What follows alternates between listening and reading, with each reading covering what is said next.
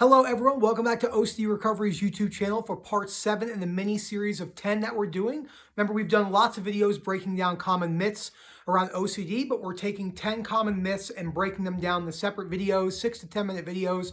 So don't forget to subscribe, like that video. Let me know what you think about the video and if this is something that maybe you've heard before or people have told you. And the myth I want to talk about today is that OCD will go away on its own. And this is a really tough one for people to hear because, when you look at something like a general cold and the way that Momin was talking the other day about something that just was a really good outlook on why humans are basically conditioned to think in very absolute and immediate gratification, especially in this society. If you live in America, you don't have to really leave your house. You have Grubhub and DoorDash where food services can come there. You have Instacart where they'll go grocery shopping for you, and everything is so immediate. Even if you get a general cold, like a virus, we're not talking about COVID, we're talking about any other type of just common cold. Usually you don't even need antibiotics for many people that goes away in 10 to 12 days.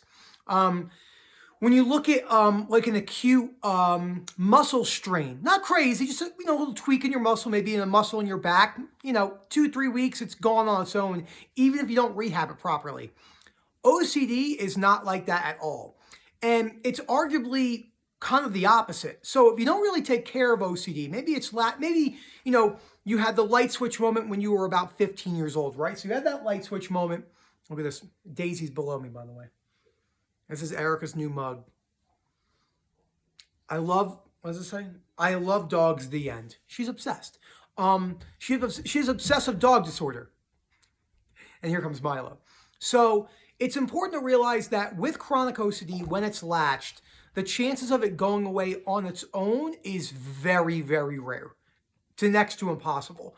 No, we don't talk about certainty a lot, but this is pretty damn certain. If you're chronically latched, chronic anxiety 24/7, how I had I had it like that for a year, really bad.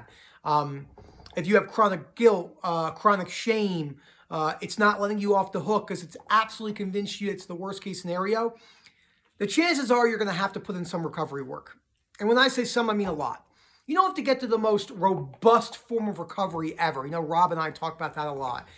Even improving your quality of life 50%, arbitrary number, is a huge improvement for most people were.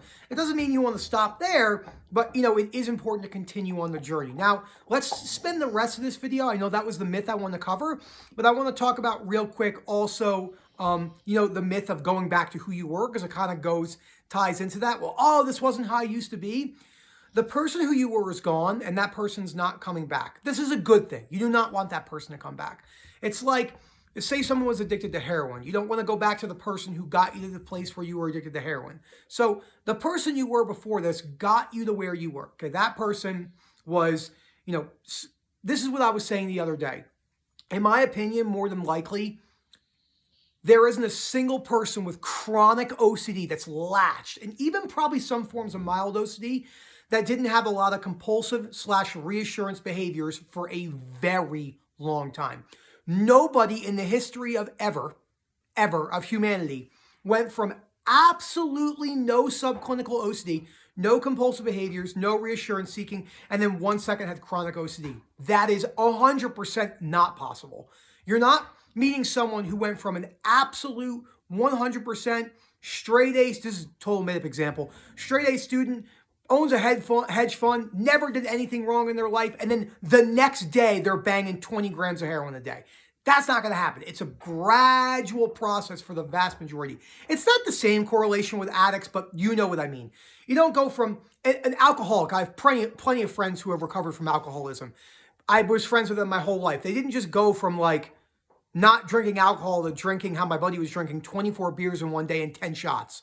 That didn't happen overnight. It was a gradual progression until he said, holy crap, I'm an alcoholic and I'm ruining my life. It's the same thing with OCD, but it's different because it latches, but you know what I mean. It's not something where people want to go back to who they were. I promise you that's not what you want. So that person is gone, and what you want to do is shape a new person. So let me know what you think about this video. Remember, these videos are going to be short. I think Momin's going to put them together.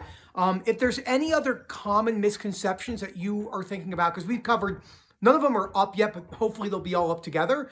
You know, how exposures aren't enough, why medications usually won't bring you to recovery alone, why acceptance can work for anything in life, no situation, no worst fear. What if I'm a serial killer? It could still work for that. Works for POCD, works for all sorts of stuff like that. Not easy, I'm saying, but it can work. So thank you so much for watching. Don't forget to subscribe and have a great day. Oh yeah, and this is my new flannel that I got from my mother-in-law, and I will be wearing it in more videos.